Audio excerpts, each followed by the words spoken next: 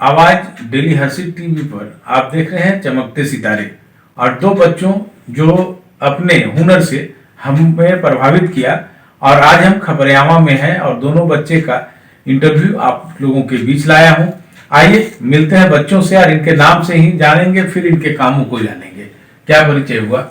मेरा नाम सुमेधा भारद्वाज है। मैं खपरियावा हजारीबाग की निवासी हूँ। पिताजी का नाम? श्री अखिलेश मिश्रा। माता जी का?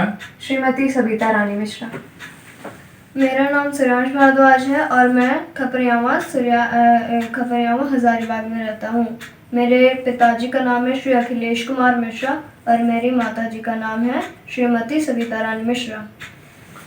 अब आइए इन बच्चों का जो काम है वो आप लोगों के बीच लाते हैं। क्या करती हैं? मैं कविता पाठ करती हूँ और अबैकस पास कैलकुलेशन होता है, मैं वो भी करती हूँ। तो दर्शकों को एक बताएंगी कि कविता कब से शुरुआत की? मेरा कविता पिछले 1 साल से मैं कविता पाठ कर रही हूँ। कविता पाठ 1 साल से कर रही हैं, तो कभी मंच पर किया? हाँ जी, एक बहुत बार, मतलब अभी कुछ दिन पहले रांची में कविता प्रतियोगिता हुई थी, उसमें मुझे प्रथम पुरस्कार भी दिया गया। अच्छा, वो जो मेडल, हम अपने सहयोगी से कहेंगे मेडल को दिखाएं, जरा कैमरा को ले जाएं मेडल की तरफ बच्चों का।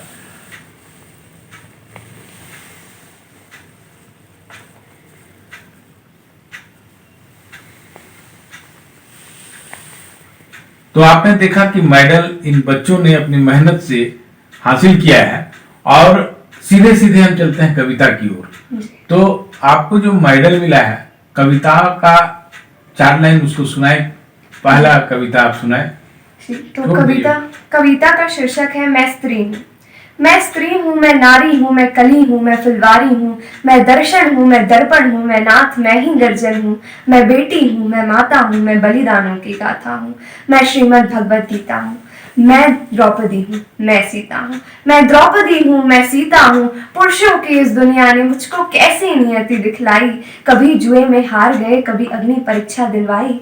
कलयुग हो या सतयुग हो, इल्जाम मुझ ही पर आता है, क्यों घनी अंधेरी सड़कों पर चलने में मन घबराता है। मैं डरती हूँ, मैं मरती हूँ, जब सफर अकेले करती हूँ, डर का साम्राज्य उभरता है, कोई साया पीछा करता है, मेरी मुट्ठी बंध जाती है, दिल की धड़कन बढ़ जाती है तरल पसीना माथे पर, दिल में मेरे घबराहट है, जाने ये किसका साया है, जाने ये किसकी आहट है।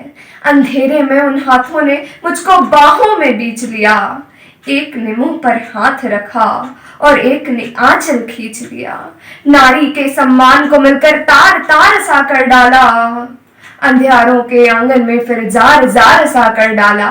मारा है मुझको, पीटा है, बालों से घसीटा है, बर्बरता की उन सारी सीमाओं को तोड़ दिया, उन घनी अंधेरी सड़कों पर मुझे तड़पता छोड़ दिया। सन्नाटे में चीख रही थी, खून से लथपथ हो काया, सबने तस्वीरें खींची, कोई मदद को आगे ना आया। कोई मदद करो, कोई मदद करो, कोई मदद करो, ये चीख चीख कर चीखे भी मुझसे रूठ गई। होश में आई तो इस समाज की बातें सुनकर टूट गई, परिवार की बदनामी होगी, सब मुझे यही समझाते हैं, ये नए उम्र के लड़के हैं, थोड़ा तो बहक ही जाते हैं। क्यों कोई नहीं था साथ में, क्यों अकेली निकली रात में, क्या मेकअप था, क्या गहने थे, क्या छोटे कपड़े पहने थे, कि प्रश्नों के भूल भुलैया में सच्चाई कहीं खो सी जाती है। सब भूल जाओ कहने वालों, क्या तुम्हें शर्म नहीं आती है। कैसे भूलूं, अरे कैसे भूलूं उन रातों को, मुझको छूते उन हाथों को, उन सारी तकलीफों को, कैसे भूलूं उन चीखों को। मेरे शरीर के दर्द तो केवल कुछ दिन में ही भर जाएगी, लेकिन यह मन की पीड़ा, ये मन की पीड़ा सारी उम्र साथ रह जाएगी। सब भूल जाओ, सब भूल जाओ, सब भूल जाओ कहने वालों, याद रखो यह आखिरी गलती आपकी भी हो सकती है। याद रखो ये आखिरी गलती आपकी भी हो सकती है, कल को सड़क पर बेसुध बहन या बेटी आपकी भी हो सकती है। और इस एहसास से बढ़कर और कोई दर्द नहीं हो सकता, और जो नारी का अपमान करे वह मर्द नहीं हो सकता, वह मर्द नहीं हो सकता। किस क्लास में पढ़ती है? मैं 8वीं कक्षा की छात्र हूँ। और इतनी दर्द कहाँ से लाई, कौन सिखाया? किसी ने सिखाया नहीं है। ये कविता जी, जो कहाँ से ली? ये एक हमारे कवि हैं वैभव गुप्ता, उनकी कविता है। वैभव गुप्ता जी। तो दूसरी कविता भी आपको आती है? हाँ जी, मैं सुनाती हूँ। ये कविता हमारे देश के शहीदों के नाम। कि काश मेरी जिंदगी कोई पूछे मेरे बारे में तो मेरी यह पहचान लिख देना, उठाना मेरा कमांडो टिगर और छाती पर हिंदुस्तान लिख देना, और छाती पर हिंदुस्तान लिख देना। जब भी कोई पूछे कि यह पागल था कौन, तो भगत सिंह और क्रांतिकारियों का चेला और इनकलाब का नाम लिख देना, और जो बचा हो जिस्म में लहू, और जो बचा हो जिस्म में लहू उसे निकालना, और धरती पर माँ तुझे सलाम लिख देना, माँ तुझे सलाम लिख देना। उसका यह सपना पूरा हो जाता है, उसे खत आता है, अब उसे कश्मीर जाना है, दुश्मनों से डटकर लड़कर आना है। रहेगी सांस जब तक ये, रहेगी सांस जब तक ये, अब उन्हें यह मंजर दिखाना है, अब तिरंगा लहराना है, या उस पे लिपट कर ही घर आना है, या उस पे लिपट कर ही घर आना है। वह कश्मीर जाता है, लड़ता है, आखिरी दम तक लड़ता है। उसने हार नहीं मानी और उसने तिरंगा लहराकर दे दी अपनी जान की कुर्बानी, दे दी अपनी जान की कुर्बानी। और फिर से सीमा पर एक जवान शहीद हो गया, संवेदनाओं के कितने बीज बो गया, कितने बीज बो गया। तिरंगे में लिपटी लाश उसकी, तिरंगे में लिपटी लाश उसकी, घर पर आ गई, सिहर उठी हवाएं, उदासी छा गई, उदासी छा गई। तिरंगे में लिपटा खत, तिरंगे में लिपटा खत उसकी माँ को दिख गया, मरता हुआ जवान उस खत में लिख गया, उस खत में लिख गया। बलिदान को अब आंसुओं से, बलिदान को अब आंसुओं से धोना नहीं है, तुझे कसम है माँ अब रोना नहीं है, अब रोना नहीं है। बलिदान को अब आंसुओं से धोना नहीं है, तुझे कसम है माँ अब रोना नहीं है, अब रोना नहीं है। पगडंडियों की खेत में तेजी से भागता, सुनने को तेरी कहानी देर रातों को जागता, देर रातों को जागता। पर माँ आज ये क्या से क्या हो गया, बिन सुने कहानी तेरा लाल सो गया, तेरा लाल सो गया। भले भले तेरे घर में मुझसा कोई बिछौना नहीं है, पर तुझे कसम है माँ अब रोना नहीं है, अब रोना नहीं है। बहन से कहना याद ना करे, किस्मत को कोसे ना पर याद ना करे, भाई बनकर मैं अगली बार जरूर आऊंगा, सुहाग वाली चुनरी भी उसके लिए लाऊंगा। अब भले भाई और बहन में मेल होना नहीं है, पर तुझे कसम है माँ अब रोना नहीं है, अब रोना नहीं है। ना हिंदुओं से न मुसलमानों से, अज ना हिंदुओं से न मुसलमानों से, इस मुल्क को तकलीफ है गद्दार और बेईमानों से। जिसे हम हार समझ बैठे गला अपना सजाने को, वही नाग बन बैठे हमें ही काट खाने को, हमें ही काट खाने को। अब मैं तुमसे कहती हूँ कि तुमने 10-10 लाख दिए सैनिक की विधवाओं को, मानव कीमत में लौटा दी वीर परशुरामाओं को।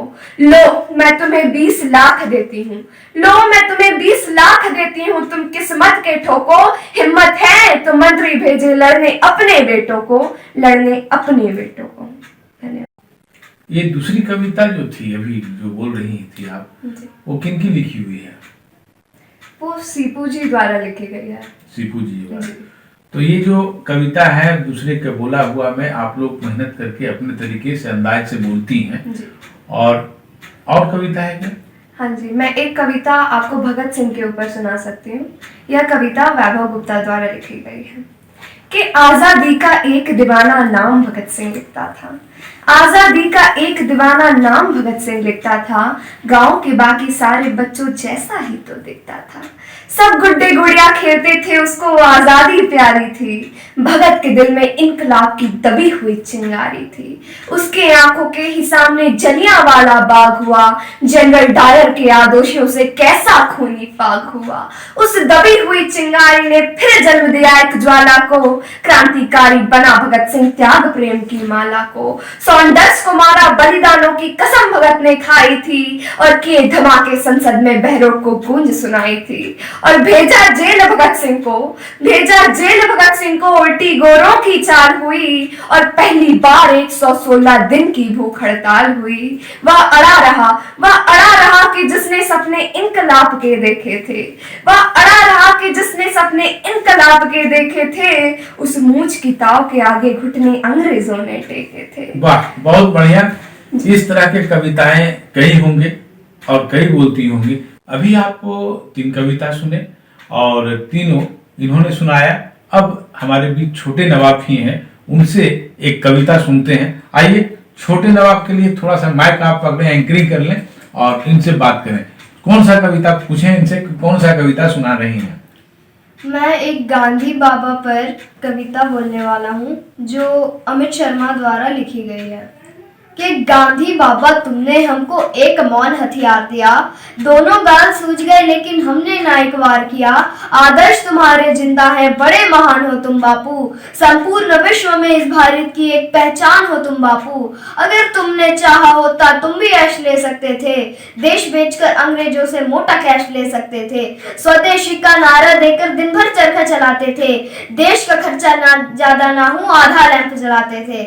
आधी आजादी का बापू तुमको ही हकदार कहूंगा, कोई विरोधी तेरा होगा मैं उसको गद्दार कहूंगा। लेकिन देश के बंटवारे पर बापू गुस्सा तन जाता है, देश के बंटवारे पर बापू गुस्सा तन जाता है, गुस्से के बदले किसी गॉड से का मंदिर बन जाता है।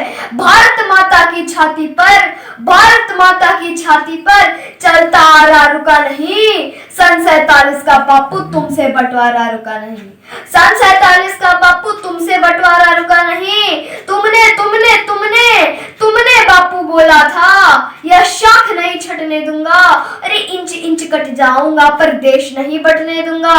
चंदा सूरज धरती अंबर, चंदा सूरज धरती अंबर सारे ही शर्मिंदा थे, जिस दिन देश बटा बापू उस दिन तुम भी जिंदा थे। चंदा सूरज धरती अंबर सारे ही शर्मिंदा थे, जिस दिन देश बटा बापू उस दिन तुम भी जिंदा थे। वैसे गरिंदों के हाथों महिला हुए खिलौने थे, कविताओं में क्या बतलाव करते कितने घिनौने थे।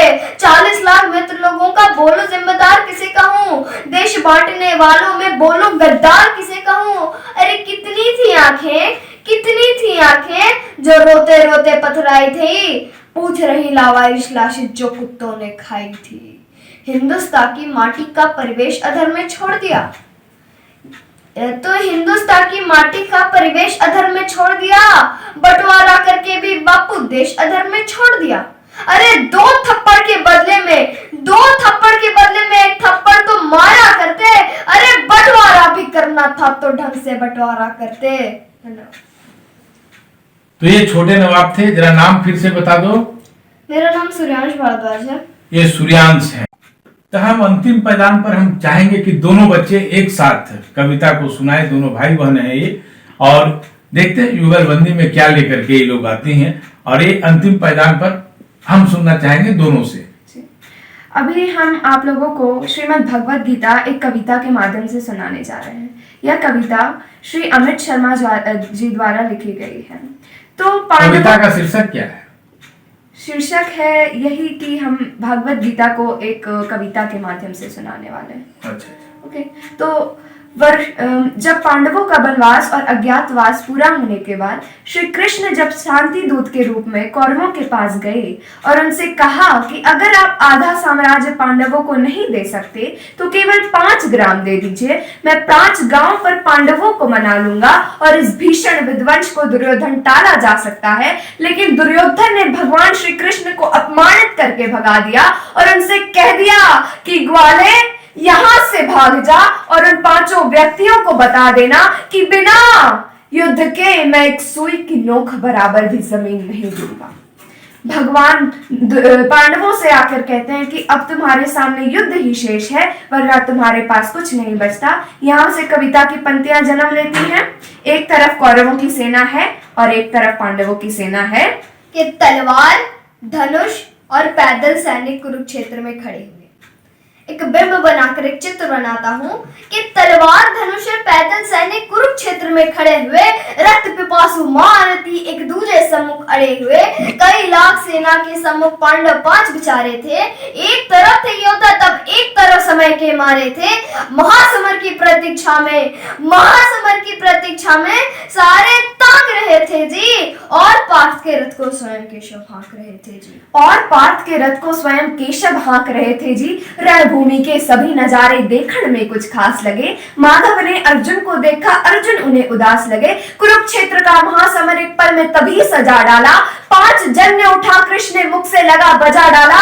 हुआ शंखनाथ जैसे ही सबका गर्जन शुरू हुआ, रक्त बिखरना हुआ शुरू और सबका मर्दन शुरू हुआ। कहा कृष्ण उठ पार्थ और एक आंख को मीच जा, गांडीव पर रख बाणों को, प्रत्यंचा को खींच चला, और आज दिखा दे रणभूमि में, आज दिखा दे रणभूमि में योद्धा की तासीर यहाँ। इस धरती पर कोई नहीं अर्जुन के जैसा वीर यहाँ। इस धरती पर कोई नहीं अर्जुन के जैसा वीर यहाँ। सुनी बात माधव की तो अर्जुन का चेहरा उतर गया, सुनी बात माधव की तो अर्जुन का चेहरा उतर गया। एक धनुर्धारी की विद्या मानो चूहक उतर गया।